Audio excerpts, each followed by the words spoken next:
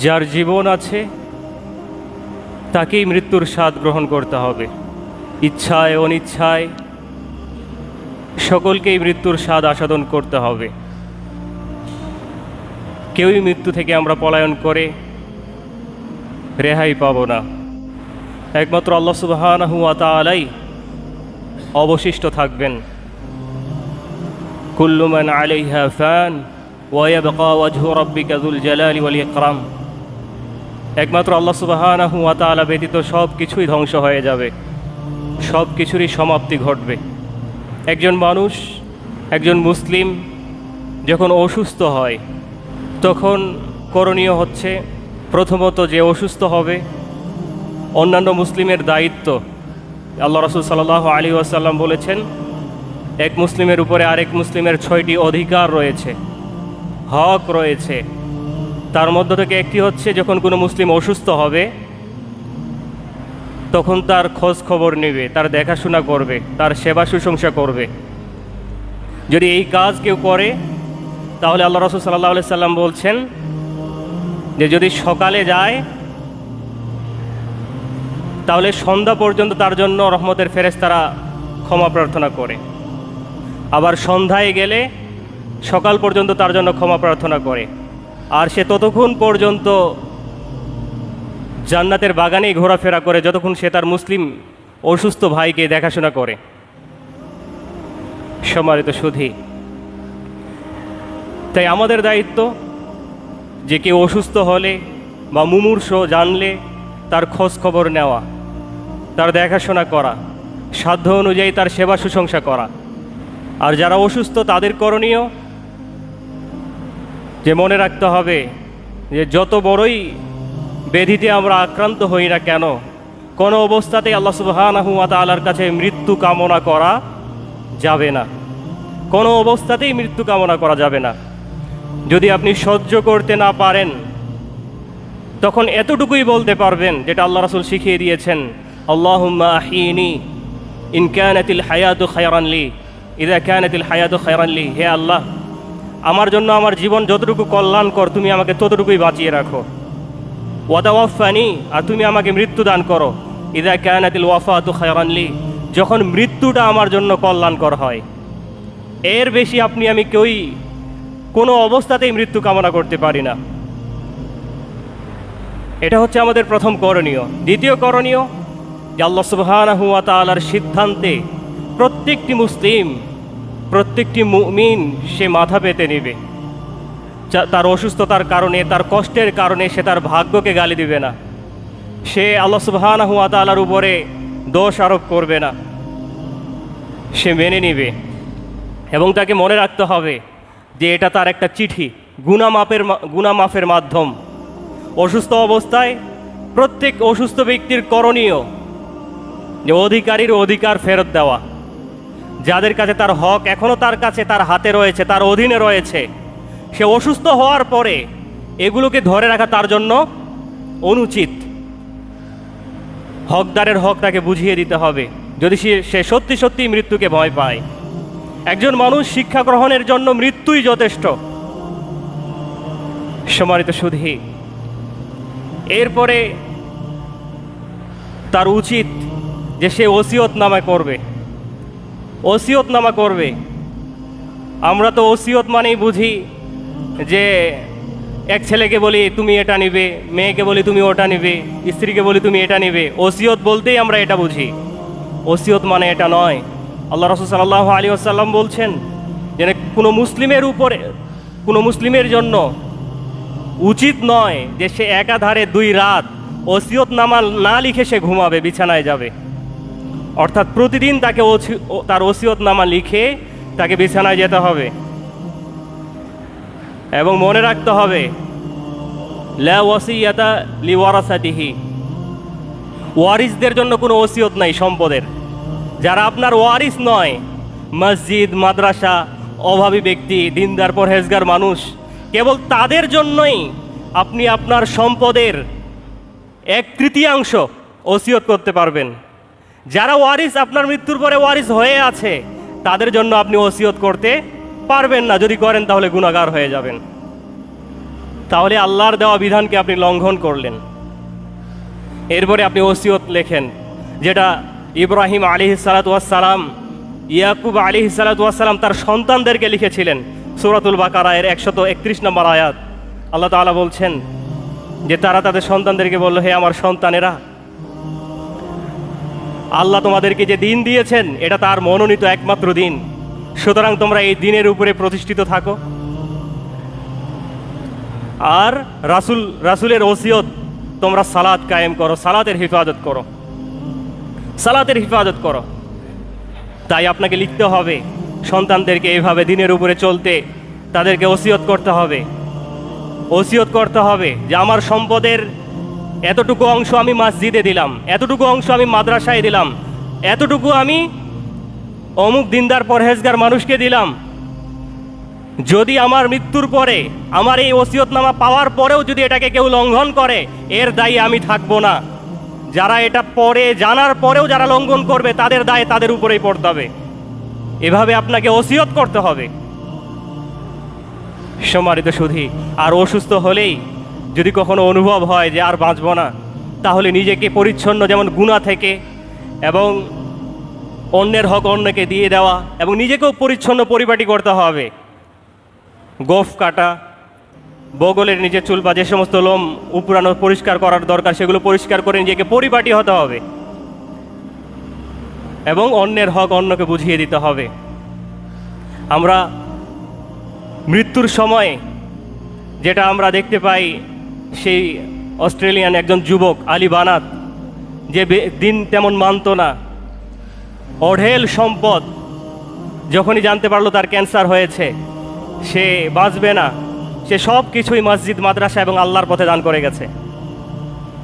সম্মানিত সুধী, তাই অসুস্থ হলেই আমাদের দানের হাতকে সম্প্রসারিত করতে হবে, যার যা হক রয়েছে সেটা তাকে দিয়ে দিতে হবে, এবং নিজেকে পরিপাটি পরিচ্ছন্ন রাখতে হবে। পরিবার এবং সন্তানদের জন্য ওসিয়তনামা লিখতে হবে। এরপরে মুমূর্ষু ব্যক্তির জন্য যা করণীয়,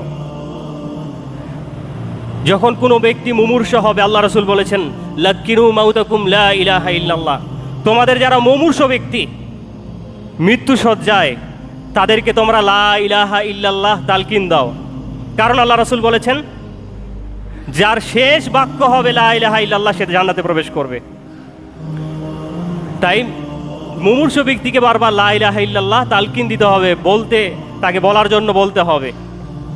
তবে যেহেতু মৃত্যুর যন্ত্রণা খুবই কঠিন, বা শেষ মুহূর্তে শয়তান বারবার তার পদস্খলনের জন্য, পথভ্রষ্টতার জন্য, তাকে কাফের বানানোর জন্য বারবার সে চেষ্টা চালায়, তাই লক্ষণীয় যেন সে সময় তাকে জোর করে বলাতে গিয়ে সে যেন আবার বলে না ফেলে যে বলবো না। যদি এমন বলে ফেলে সজ্ঞানে, বিরক্তিকর অবস্থায়, তাহলে সে কাফের হয়ে যাবে। তাহলে সেই দিকটাও খেয়াল রাখতে হবে আমাদেরকে।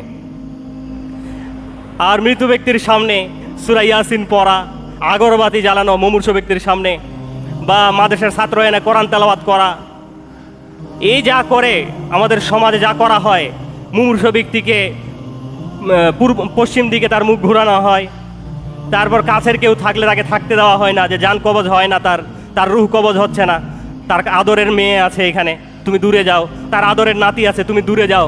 এই যে কুসংস্কার, এগুলো আমাদেরকে বর্জন করতে হবে। মৃত ব্যক্তি যদি বলে যে আমাকে কোরআন তেলাওয়াত করে শোনাও, তখন আপনি কোরআন তেলাওয়াত করে শোনাবেন। আর যদি না বলে, তাহলে শুধু তাকে লা ইলাহা ইল্লাল্লাহ তালকিন, এর বেশি কিছু করতে পারবেন না, আপনি অনুমতি নেই। আর মৃত্যুর পরে তো প্রশ্নই আসে না। মৃত্যুর পরে মৃত ব্যক্তির পাশে কোরআন তেলাওয়াত করবেন, মাদ্রাসার ছাত্র দিয়ে করাবেন, এটা তো প্রশ্নেই আসে না। কোরআন এসেছে জীবিত মানুষের জন্য, আপনার জন্য, আমার জন্য, সকলের জন্য। মরা ব্যক্তির জন্য কোরআন আসে নাই, কুলখানি করানোর জন্য কোরআন আসে নাই, 40 করানোর জন্য কোরআন আসে নাই। কোরআন এসেছে আপনার আমার মতো জীবিত মানুষের জন্য, হুদাল্লিল মুত্তাকিন, মুত্তাকিদেরকে পথ দেখানোর জন্য, রাস্তা দেখানোর জন্য। তাই মুমূর্ষু ব্যক্তির সামনে আমাদেরকে তালকিন দিতে হবে লা ইলাহা ইল্লাল্লাহ, তবে তার মনের দিকে, তার শারীরিক অবস্থার দিকে খেয়াল রাখতে হবে যেন সে অস্বীকার করে না বসে। আল্লাহ রাসূল সাল্লাল্লাহু আলাইহি ওয়াসাল্লামের সেবা করতো একজন ইয়াহুদি, ছোট্ট বালক, সে মুমূর্ষ। আল্লাহ রাসূল তার কাছে গেলেন, যেটা সহিহুল বুখারীতে উল্লেখ রয়েছে। আল্লাহ রাসূল গিয়ে বললেন যে তুমি ইসলাম গ্রহণ করো, তুমি কালিমা পড়ো। সেই বালকটি তার বাবার দিকে তাকালো। তার বাবা বলল, আবুল কাসেম যা বলে তার অনুসরণ করো। যখন এই কথা বলল, বালকটি কালিমা পড়ে শেষ নিঃশ্বাস ত্যাগ করলো। আল্লাহ রাসূল বললেন যে সেই আল্লাহর প্রশংসা, যেই আল্লাহ এই বালকটিকে জাহান্নাম থেকে বাঁচালেন। ইয়াহুদি ছিল, শেষ অবস্থায় সে কালিমা পড়ে ইসলাম গ্রহণ করে মারা যাওয়ার কারণে আল্লাহ রাসূল তাকে জান্নাতি বললেন, তার জানাজা পড়তে বললেন। তাহলে মুমূর্ষ ব্যক্তির সামনে আমরা এতটুকুই করতে পারি, এর বেশি কিছু করতে পারি না।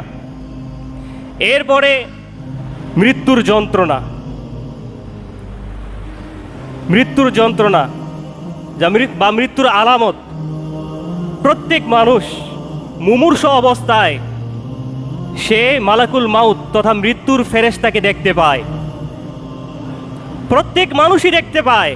মৃত্যুর পূর্ব মুহূর্তে মৃত্যুর ফেরেশতাকে সে দেখতে পায়। যদি ভালো ব্যক্তি হয়, যদি দিনদার পরহেজগার হয়, তাহলে সে মালাকুল মাউতকে উত্তম আকৃতিতে, সুন্দর আকৃতিতে দেখতে পায়। এবং তার সাথে আরও যে জান্নাতি ফেরেশতারা থাকে, যারা জান্নাতের রুমাল, জান্নাতের সুগন্ধি নিয়ে তার রূহ কবজের জন্য আসে, তাদেরকেও সে দেখতে পায়। এরপরে সুন্দরভাবে তার আত্মা বেরিয়ে আসে। আর আত্মা যদি, ব্যক্তি যদি খারাপ হয়, পাপিষ্ট হয়, তাহলে মালাকুল মাউত কুশ্রী চেহারা নিয়ে, ভয়ঙ্কর চেহারা নিয়ে তার কাছে উপস্থিত হয়, মুমূর্ষ ব্যক্তির কাছে। এবং সেই জাহান্নামী আরও ফেরেশতারা সেখানে উপস্থিত থাকে, জাহান্নামের দুর্গন্ধযুক্ত কাপড় এবং সেই দুর্গন্ধ নিয়ে তার আত্মাকে কবজ করার জন্য, রূহ কবজের জন্য। মানুষ এতটাই সে সময়ে অপারগ যে সে নিরুপায় হয়েই নিজের প্রাণ সঁপে দিতে হয়। নিজের ইচ্ছার কোনোই সেখানে দাম থাকে না, নিজের উপরে কোনোই ক্ষমতা থাকে না। ইচ্ছায় অনিচ্ছায় আপনাকে মালাকুল মাউতের কাছে আপনার রূহ আপনাকে সঁপে দিতেই হবে। মৃত্যুর যন্ত্রণা এত কঠিন, এত কঠিন যে বলা যেতে পারে যে শিক কাবাব পুরানোর সময় এই শিকগুলো কাবাব থেকে বের করার পরে এই গরম শিক তুলার ভিতরে দিলে, আবার সেখান থেকে টানলে সেই তুলার ভিতরের যে অবস্থা হয়, ভিতরটা দুমড়ে মুচড়ে যায়। মৃত্যুর যন্ত্রণা এর চেয়েও কঠিন।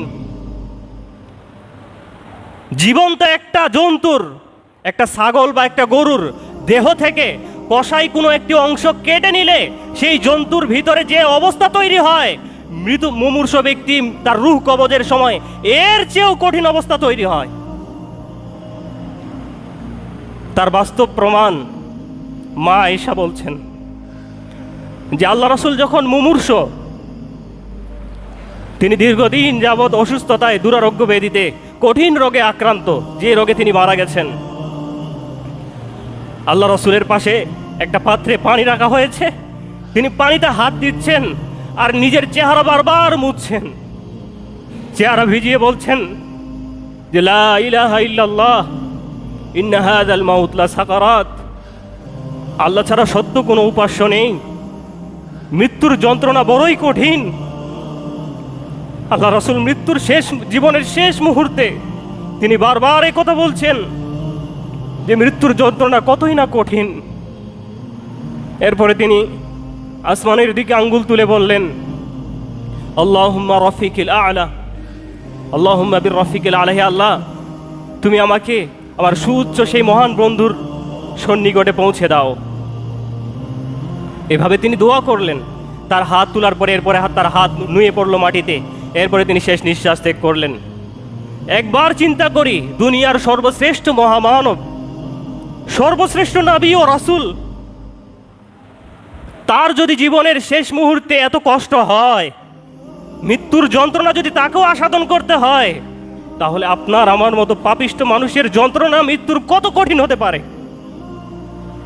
একবার যদি চিন্তা করি তাহলে কিছুটা হলেও অনুভব করতে পারবো। সম্মানিত সুধী, তাই মৃত্যুর যন্ত্রণা বড়ই কঠিন। মৃত্যুর জন্য আমাদেরকে প্রস্তুতি নেওয়া খুবই জরুরি। এরপরে মৃত্যুর পরে যা করণীয়, একজন মানুষ মারা যাওয়ার পরে যা করণীয়, তার সাথে যারা থাকবে তাদের উচিত মৃত ব্যক্তির চোখ বন্ধ করে দেওয়া, তার মুখ বন্ধ করে দেওয়া, মুখ ফাঁকা হয়ে থাকলে। এরপরে যত দ্রুত সম্ভব তার কাফনের ব্যবস্থা করা, দাফন কাফন গোসলের ব্যবস্থা করা, তার উপরে একটা চাদর ঢেকে দেওয়া মৃত ব্যক্তির উপরে, যেটা আল্লাহ রাসূল সাল্লাল্লাহু আলাইহি ওয়াসাল্লামের উপরে সাদা চেকের একটা চাদর আল্লাহ রাসূলের উপরে দেওয়া হয়েছিল। এরপরে সেই মৃত ব্যক্তির জন্য যদি তার কোনো ঋণ থেকে থাকে, দ্রুত তার ঋণ পরিশোধ করে দেওয়া। এগুলো হচ্ছে যারা সেখানে উপস্থিত থাকবে তাদের করণীয়। কিভাবে বুঝবো যে এটা ভালো মৃত্যুর আলামত?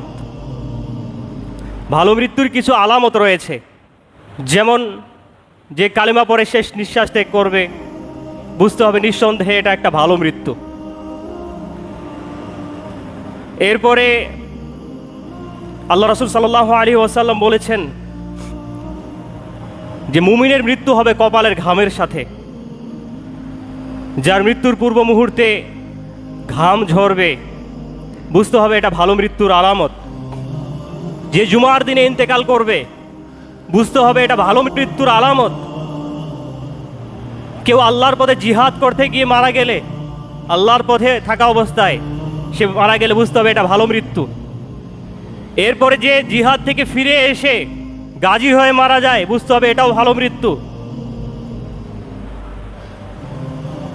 এভাবে এরপরে আল্লাহ রাসূল সাল্লাল্লাহু আলাইহি ওয়াসাল্লাম বলেছেন যে আশ-শুহাদাউ খামসা, শহীদ ব্যক্তি হচ্ছে 5 শ্রেণীর লোক। 1 নম্বর হচ্ছে মাদউন, যে প্লেগ রোগে যারা মারা যায়, মহামারীতে, এরা শহীদ, ভালো মৃত্যু। 2 নম্বর মাবতুন, যারা পেটের পীড়ায়, পেটের রোগে মারা যায়, এদেরও এটা ভালো মৃত্যু। 3 নম্বর ওয়াল গারিকু, যারা পানিতে ডুবে মরে যায়, এদেরও এটা ভালো মৃত্যুর আলামত, এরাও শহীদি মর্যাদা পাবে।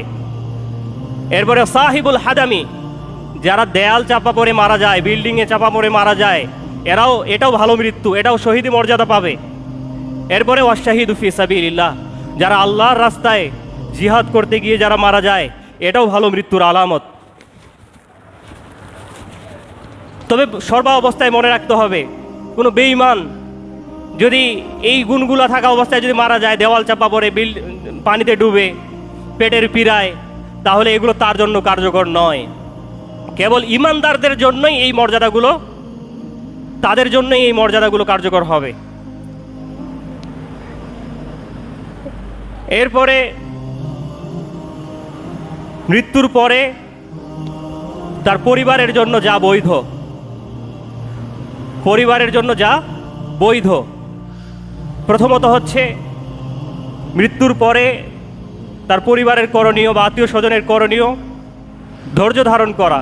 আল্লাহ সুবহানাহু ওয়া তাআলা বলছেন ওয়ালানাবলুওয়ান্নাকুম বিশাইইম মিনাল খাউফি ওয়াল জু' ওয়া নাকসিম মিনাল আমওয়ালি ওয়াল আনফুসি ওয়াস সামারাত ওয়া বাশশিরিস সাবিরিন।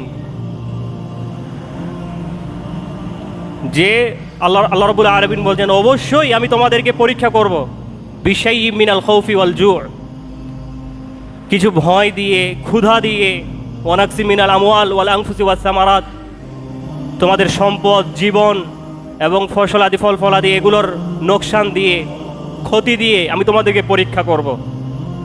ওয়া বাশশিরিস সাবিরিন, তবে সুসংবাদ তাদের জন্য যারা ধৈর্য ধারণ করে।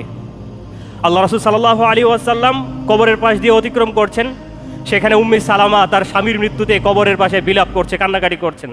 আল্লাহ রাসূল বললেন, এই কান্নাকাটি করিও না। সে উম্মে সালামা বুঝতেই পারেনি যে এটা আল্লাহর রাসূল।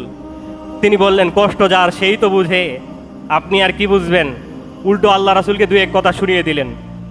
এরপরে যখন সে জানতে পারলো যে এটা আল্লাহর রাসূল, তিনি অনুতপ্ত হলেন এবং আল্লাহ রাসূল তাকে দোয়া শিখিয়ে দিলেন যে তুমি এমন অবস্থাতে তুমি বারবার বলো, ধৈর্য ধারণ করো আর বলো, আল্লাহুম্মা আজুরনি ফি মুসিবাতি ওয়া আখলিফ লি খায়রাম মিনহা, হে আল্লাহ তুমি আমার এই মুসিবত থেকে, এই বিপদ থেকে আমাকে উদ্ধার করো এবং এর চেয়েও উত্তম জিনিস আমাকে দান করো। আল্লাহ রাসূল তাকে শিখিয়ে দিলেন। এরপরে যখন তিনি এই দোয়া পড়লেন, সেই উম্মে সালামা নিজেই বলছেন যে আল্লাহর রাসূল সাল্লাল্লাহু আলাইহি ওয়াসাল্লাম যে দোয়া আমাকে শিখিয়ে দিলেন আমার স্বামীর মৃত্যুতে, আমার স্বামীকে হারানোর কারণে, এই দোয়া পড়ার ফলে আল্লাহ তাআলা আমাকে দুনিয়ার সর্বশ্রেষ্ঠ স্বামী মিলিয়ে দিলেন। তিনি হচ্ছেন আল্লাহর রাসূল মুহাম্মদ সাল্লাল্লাহু আলাইহি ওয়াসাল্লাম।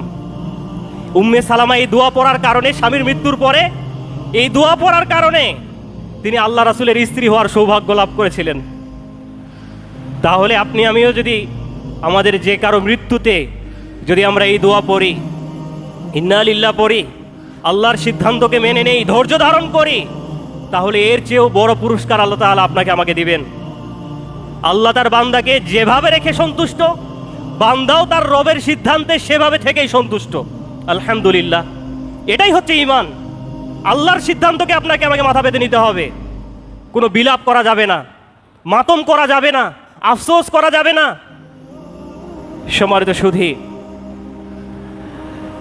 এরপরে আমাদের করণীয়, যেটা আল্লাহ রাসূল সাল্লাল্লাহু আলাইহি ওয়াসাল্লাম বলেছেন, যে কোনো ব্যক্তি মারা গেলে তার পরিবার পরিজন 3 দিনের বেশি শোক পালন করতে পারবে না, সর্বোচ্চ 3 দিন। শুধু স্ত্রী তার স্বামীর মৃত্যুতে 4 মাস 10 দিন শোক পালন করবে।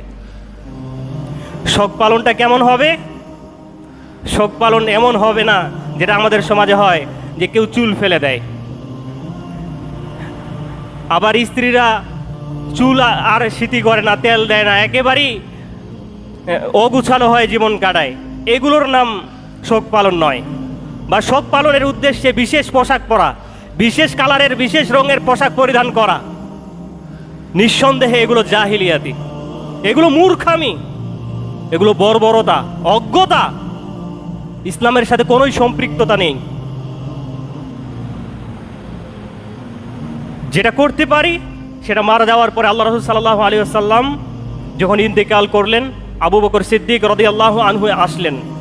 এসে তিনি আল্লাহ রাসূল সাল্লাল্লাহু আলাইহি ওয়াসাল্লামের কপালে 2 চোখের মাঝখানে তিনি চুম্বন দিয়ে তিনি বললেন যে, হে আল্লাহর রাসূল, নিশ্চয়ই আপনি এমন মৃত্যুবরণ করেছেন যে মৃত্যুর পরে আর কোনো মৃত্যু নেই।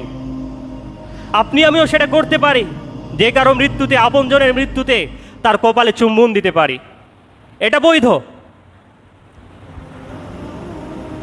তবে শোক পালনের উদ্দেশ্যে এই কাজগুলি করা নিঃসন্দেহে এগুলো জাহিলিয়াতি।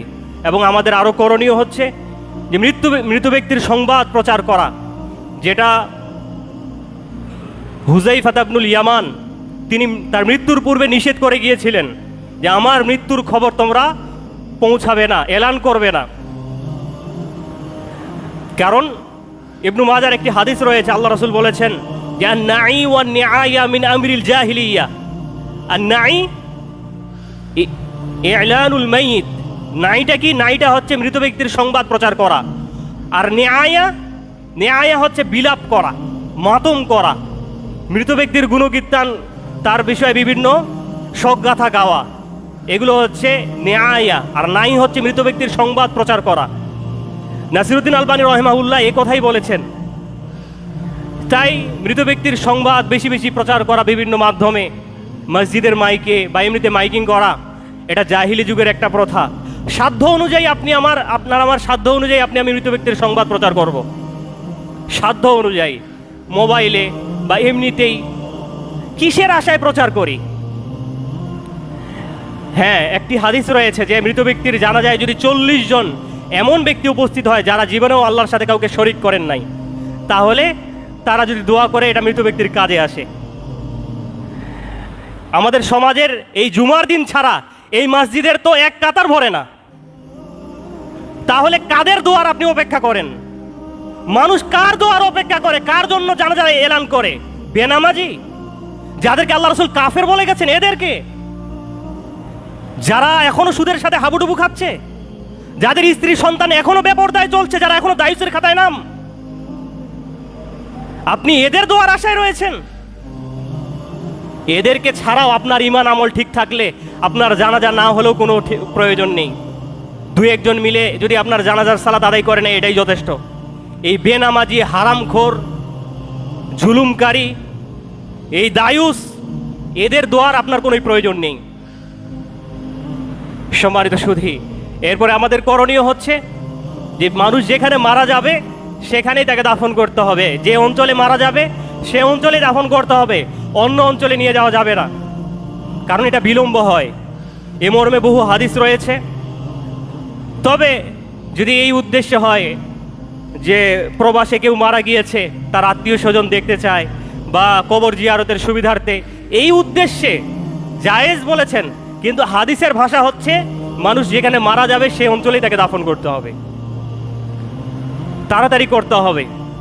যদি ভালো ব্যক্তি হয় তাড়াতাড়ি তাকে পরপারে তার ভালো সেই জান্নাতের তার সুখময় জীবনের জন্য তাকে তাড়াতাড়ি তাকে পৌঁছে দিতে হবে। আর যদি মন্দ ব্যক্তি হয় তাকেও এই দুনিয়া থেকে এই মন্দ ব্যক্তিকে তাড়াতাড়ি বিদায় করতে হবে, রাখা যাবে না। সম্মানিত সুধী, এরপরে হচ্ছে গোসলের পর্ব, যে মৃত ব্যক্তির গোসল। মনে রাখতে হবে মৃত ব্যক্তির গোসলের ক্ষেত্রে শর্ত হচ্ছে দুইটি। এক নম্বর, যে ব্যক্তি মৃত ব্যক্তিকে কেবল আল্লাহর সন্তুষ্টির জন্যই গোসল দিবে, কোনো পার্থিব কোনো চাওয়া পাওয়া যার থাকবে না। দুই নম্বর, যে মৃত ব্যক্তির দোষ ত্রুটি গোপন রাখবে, কারো কাছে প্রকাশ করবে না। এ দুটি শর্তে কোনো মুসলিম ব্যক্তি গোসল দিতে পারে। তবে স্বামীর মৃত্যুতে স্ত্রী এবং স্ত্রীর মৃত্যুতে স্বামী গোসল দিতে পারবে। আর এটাই যুক্তিযুক্ত, যেটা আল্লাহ রাসূল মা আয়েশাকে বলেছিলেন। আয়েশা রাদিয়াল্লাহু তাআলা আনহা যখন মাথার ব্যথায় অস্থির, যেটা সহিহুল বুখারীতে এসেছে, তিনি বললেন ওয়ারাসা, হায় আমার মাথা। তখন আল্লাহ রাসূল বললেন, আয়েশা, যদি আমার আগে তুমি মারা যাও, তাহলে তুমি কি চাও যে আমি তোমার গোসল দেই, আমি তোমার কাফন পরাই, আমি তোমাকে দাফন করে জানাজা দেই? তাহলে এটাই যুক্তিযুক্ত যে স্বামী স্ত্রী একে অপরের গোসল দিবে। তবে যদি স্ত্রীর মৃত্যুতে স্বামী না থাকে বা স্বামীর মৃত্যুতে যদি স্ত্রী আগেই যদি মারা যায়, সেই ক্ষেত্রে পুরুষেরা পুরুষের এবং নারীরা নারীর গোসল দেবে। তবে সর্ব অবস্থায় অবশ্যই তার যে সতর, একজন নারীর সেই গলা থেকে নিয়ে পা পর্যন্ত ঢাকা থাকবে, একজন পুরুষের নাভি থেকে হাঁটু, এটা সর্ব অবস্থায় ঢাকা থাকবে। কোনো পুরুষ কোনো নারীর জন্যই দেখা সমীচীন নয় বা বৈধ নয়। এরপরে 3 রকমের পানি প্রস্তুত করতে হবে। 1 নাম্বার সাধারণ পানি, 2 নাম্বার কুল পাতা দিয়ে, বড়ই পাতা দিয়ে গরম করা পানি, প্রতি লিটারে 2 থেকে 3টা কুল পাতা দিতে হবে। এরপরে 3 নাম্বার হচ্ছে কফুর মিশ্রিত পানি, প্রতি লিটারে মিনিমাম 2টি কফুরের টুকরা দিতে হবে, কর্পূরের টুকরা। এরপরে সে পানি, এই 3টি পানি প্রস্তুত রাখতে হবে। এরপরে গোসলের পূর্বে অবশ্যই 5 দিকেই ঘেরা থাকতে হবে, উপর দিক এবং চতুর্দিক, সব দিকেই অবশ্যই আবৃত থাকতে হবে। যে গোসল দিবে সে তার সহযোগী হিসেবে 2-1 জনকে রাখতে পারে। যদি পাপিষ্ঠ ব্যক্তি হয় তাকেও রাখতে পারে, কারণ সে শিক্ষা গ্রহণ করুক যে মানুষ মারা যাওয়ার পরে কিভাবে সে অসহায় হয়ে যায়, নিথর হয়ে কিভাবে তার দেহটা পড়ে থাকে। এরপরে গোসল দেওয়ার ক্ষেত্রে সর্বপ্রথম তার পরনের কাপড় সেটা খুলতে হবে, উপরে একটি চাদর দিয়ে পরনের কাপড় খুলতে হবে, খুলতে না পারলে কেটে দিতে হবে। এরপরে আব্দুল হামিদ ফাইজি হাফিজাহুল্লাহ তিনি তার জানাজা দর্পণে বলেছেন, যদিও অনেকে নিষেধ করেন, কিন্তু তিনি বলেছেন যে এটা জায়েজ, যে মৃত ব্যক্তিকে তার মাথার দিকে একটু হালকা বসানোর মতো করে তার পেটে একটু চাপ দেওয়া, যাতে গোসলের পরে তার কোনো ময়লা বের হয়ে তার কাফনের কাপড় নষ্ট না হয়ে যায়। হালকা তাকে বসানোর মতো করে মাথাটা একটু উপর দিকে তুলে তার পেটে হালকা চাপ দেওয়া, হালকা, যেন সে ব্যথা অনুভব না করে। কারণ মৃত ব্যক্তি সেও ব্যথা অনুভব করে, তার লাশকে সম্মান করতে হবে, তাকে কষ্ট দেওয়া যাবে না। শীতের দিনে আপনি প্রচণ্ড ঠান্ডা পানি দিতে পারবেন না, আবার গরমের দিনে প্রচণ্ড গরম পানি আপনি দিতে পারবেন না, কারণ সেগুলো অনুভব করে। তো এভাবে তার ময়লা যদি কিছু বের হয় সেটা ধুয়ে উপর থেকে একজন পানি ঢালবে, এবং যে গোসল দিবে অবশ্যই তার হাতে কাপড় বা নেকড়া পেঁচানো থাকবে, অথবা বর্তমানে যেমন গ্লাভসের ব্যবস্থা রয়েছে গ্লাভস পরে নেবে। সরাসরি কোনো ব্যক্তি যে গোসল দিবে তার হাত যেন মৃত ব্যক্তির লজ্জাস্থানে না লাগে, সরাসরি যেন না লাগে, হয় তাকে কাপড় পেঁচিয়ে নিতে হবে অথবা তাকে গ্লাভস পরে কাপড় দিয়ে পরিষ্কার করতে হবে। উপর থেকে একজন পানি দিবে, আর সে মৃত ব্যক্তিকে ডান কাত করে বা বাম কাত করে সে সামনের এবং পিছনের রাস্তাগুলো ময়লা থাকলে সেটা ধুয়ে মুছে পরিষ্কার করবে। উপর থেকে একজন পানি ঢালবে, কোনো অবস্থাতেই দেখা যাবে না, চাদরের উপর দিয়েই। এরপরে তাকে অজু দিবে। কিভাবে অজু করাবে? সর্বপ্রথম বিসমিল্লাহ বলে তার 2 হাত ধুয়ে দিবে। 2 হাত ধোয়ার পরে তার মুখে পানি দিবে অথবা সুতি কাপড় বা কোনো কাপড়, পরিষ্কার কাপড় দিয়ে তার দাঁত এবং মুখের ভিতরে একটু ভালো করে মুছে দিবে। এরপর নাকে পানি দিবে অথবা এভাবে কাপড় দিয়ে, পরিষ্কার কাপড় দিয়ে তার নাকের ভিতরে আঙ্গুল দিয়ে ময়লা পরিষ্কার করে দিবে। মুখমণ্ডল ধুয়ে দিবে। এরপরে 2 হাত, ডান হাত বাম হাত ধুয়ে দিবে কোনোই পর্যন্ত। এরপরে মাথা মাসা করে দিবে, কান মাসা করে দিবে, পা ধুয়ে দিবে। এরপরে পানি ঢালবে। প্রথমে কুল পাতার পানি, তাকে বাম কাত করে মৃত ব্যক্তির সেই কাঁধ থেকে নিয়ে পা পর্যন্ত ধুয়ে দিবে। বাম কাত করলে ডান কাতটা উপরে থাকবে। বাম কাত করে তার উপর ডান সাইডে কাঁধ থেকে নিয়ে পা পর্যন্ত প্রথমে ধুয়ে দিবে এভাবে। এরপরে আবার ডান কাত করবে, এরপরে বাম সাইডে তার কাঁধ থেকে নিয়ে পা পর্যন্ত ধুয়ে দিবে। এরপরে বড়ই পাতা দিয়ে ধোয়ার পরে তাকে কর্পূর মিশ্রিত পানি দিয়ে এভাবেই ধুয়ে দিবে। এভাবে ধুয়ে পরিষ্কার করে তার মাথা সহ ধোয়ার পরে এরপরে তাকে পরিষ্কার কাপড় দিয়ে পানি মুছে দিবে। এরপরে শুকনো কাপড় দিয়ে তার সেই ভিজা পরনের কাপড়টা চেঞ্জ করে দিবে। এরপরে নারী পুরুষ সকলের জন্যই 3টি কাপড়। আমাদের সমাজে বলা হয় পুরুষের 3 কাপড়, নারীর 5 কাপড়। এই যে যা বলা হয় এগুলো কোরআন এবং সুন্নাহর বিশুদ্ধভাবে এটা বিশুদ্ধভাবে প্রমাণিত নয়। নারী পুরুষ সকলের জন্যই 3 কাপড়। 3টি চাদর হবে, 3টি চাদর বিছানো থাকবে। প্রথমে এই মৃত ব্যক্তিকে শুইয়ে প্রথমে চাদরের প্রথম চাদর ডান দিকে, তারপরে বাম দিকে, এভাবে 3টি চাদরই তাকে মুড়িয়ে বেঁধে দিতে হবে। মনে রাখতে হবে, মানুষ মারা যাওয়ার পরে তার নখ কাটা চলবে না, তার গফ কাটা চলবে না, তার কোনো প্রকারের শরীরের লোম পরিষ্কার করা যাবে না, তাকে সুরমা দেওয়া যাবে না।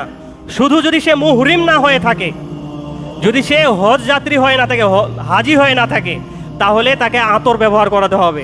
তার সেজদার স্থানে, বগলে, উরুর মাঝে, তার কাপড়ে, এগুলোতে সুগন্ধি ব্যবহার করাতে পারবেন। যদি সে হাজি না হয়ে থাকে, মানে হজরত অবস্থায় যদি মারা গিয়ে না থাকে, সাধারণ অবস্থায় থাকলে তাকে সুগন্ধি ব্যবহার করাতে হবে। তবে সুরমা, নখ কাটা বা যা করানো হয় এগুলো নিঃসন্দেহে এগুলো বিদআত। তবে নারীদের জন্য তার চুলে 3টি বেনি করতে হবে, পুরুষের চুল আঁচড়ে দিতে হবে। নারীর জন্য 3টা বেনি করতে হবে, সামনের দিকে 1টি, পিছন সাইডে 2টি, মোট 3টি বেনি হবে নারীদের। এরপরে কাফন পরানোর পরে তাকে জানাজার জন্য নিয়ে যাওয়া। যদি মৃত ব্যক্তি কাউকে ওসিয়ত করে থাকে তাহলে সে জানাজা পড়াবে।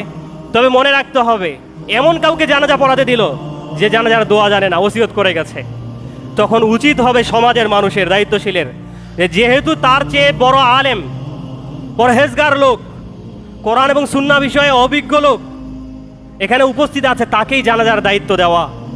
কারণ এটা কোনো খেলতামাশার বিষয় নয়। মৃত ব্যক্তির জন্য এটাই হচ্ছে মূল দোয়া। আমরা যতই দোয়ার আয়োজন করি, যতই খাবারের আয়োজন করি, মৃত ব্যক্তির মূল দোয়া হচ্ছে জানাজার সালাত। সুতরাং সেক্ষেত্রে অবশ্যই আমাদেরকে সচেতন হতে হবে। যদি মৃত ব্যক্তির আত্মীয় স্বজন কেউ থেকে থাকে, তারাই এটা পড়ানোর বেশি হকদার। আর তা না হলে যদি সমাজের নেতৃস্থানীয় লোক, গভর্নর, আমির, নায়েবে আমির, ইমাম, তারা এই জানাজার সালাত আদায় করাবে, তারা জানাজার সালাত পড়াবে।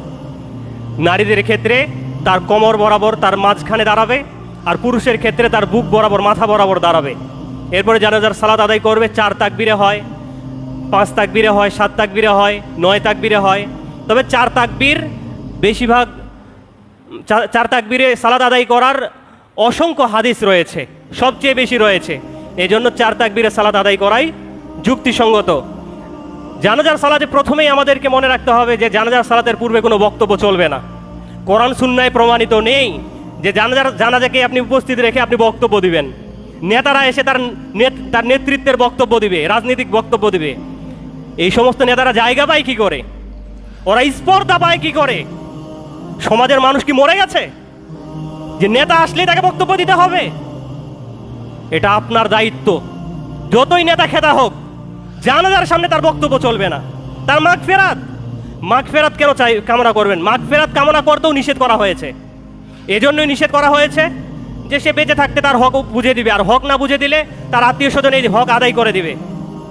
তাহলে এখানে মাগফিরাত চাওয়ার কিছুই নেই যে তাকে ক্ষমা করি, বরং সকলেই তার জন্য দোয়া করবে নিজেরাই। যদি কারোর সাথে তার লেনদেন না থাকে তাহলে সবাই তো তার ব্যাপারে ভালো ধারণা, তাকে ক্ষমা করে দেওয়াই কথা। আপনি তারটা মেরে খাবেন, আপনি তার প্রতি জুলুম করবেন আর আপনার জন্য ক্ষমা চাওয়া হবে। আসলে যদি কারো ঋণ থেকে থাকে, এই ঋণ পরিশোধের আগে আল্লাহ রাসূল জানাজা পড়তেন না।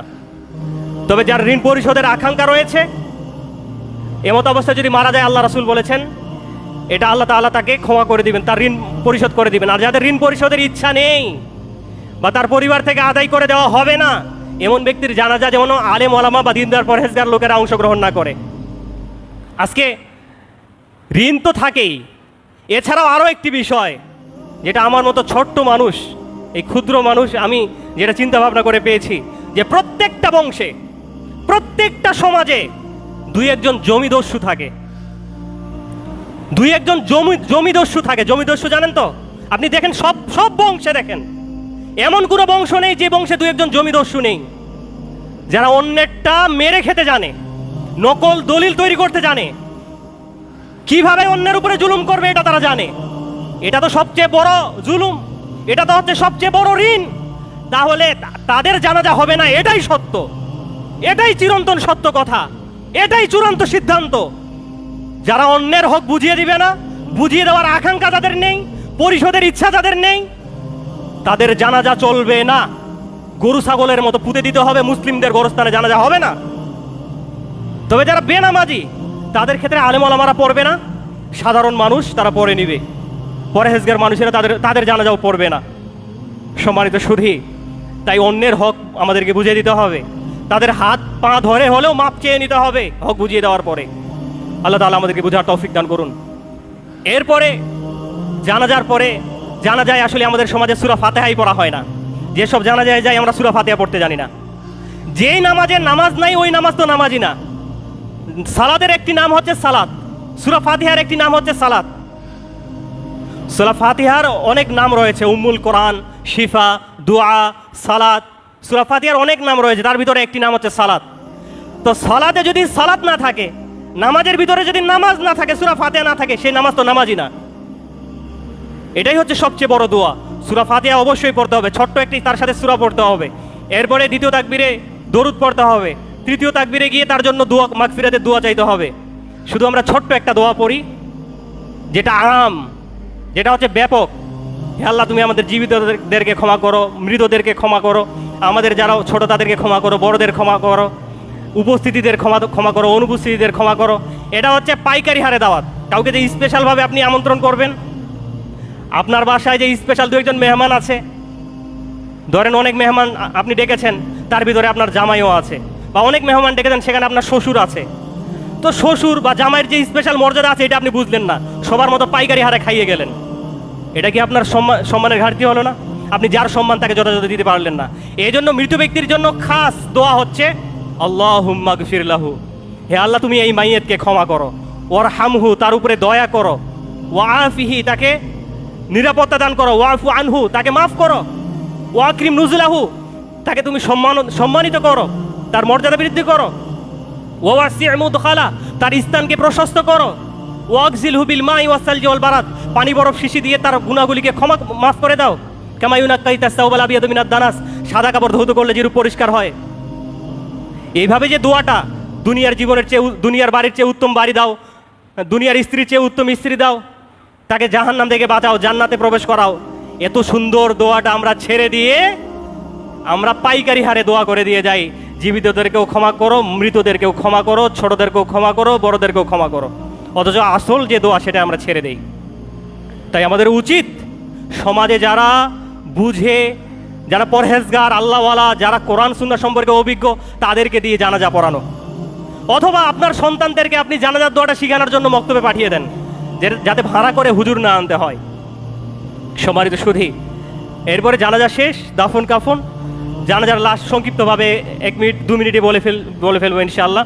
যে জানাজাকে কাঁধে নিয়ে যাওয়া হবে। আমাদের সমাজে যা বলা হয় যে কাঁধ চেঞ্জ করা, এগুলো সব ভুল। যুক্তিসঙ্গত হচ্ছে এটাই বিশুদ্ধ যে জানাজার সামনে থাকবে, মানুষেরা পিছনে পিছনে যাবে, এবং কবরে নামানোর সময় তাকে পায়ের দিক দিয়ে নামাতে হবে।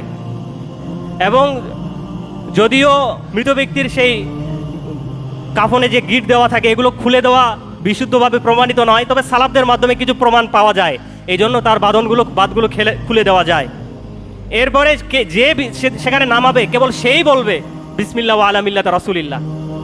সবাই বিসমিল্লাহ ওয়া আলা মিল্লাতি রাসূলিল্লাহ বলার কোনো প্রয়োজন নেই। মাটি দেওয়ার সময় দোয়া পড়বেন মিনহা খালাকনাকুম ওয়া ফিহা নুইদুকুম, ভুল, বিদআত। মৃত ব্যক্তির দাফনের পরে দোয়া করবে, হুজুর একটু দোয়া করাই দেন, বিদআত, চলবে না। আপনার দোয়ার প্রয়োজন আপনি একা একা দোয়া করেন। দোয়া তো জানাজাই হয়ে গেল।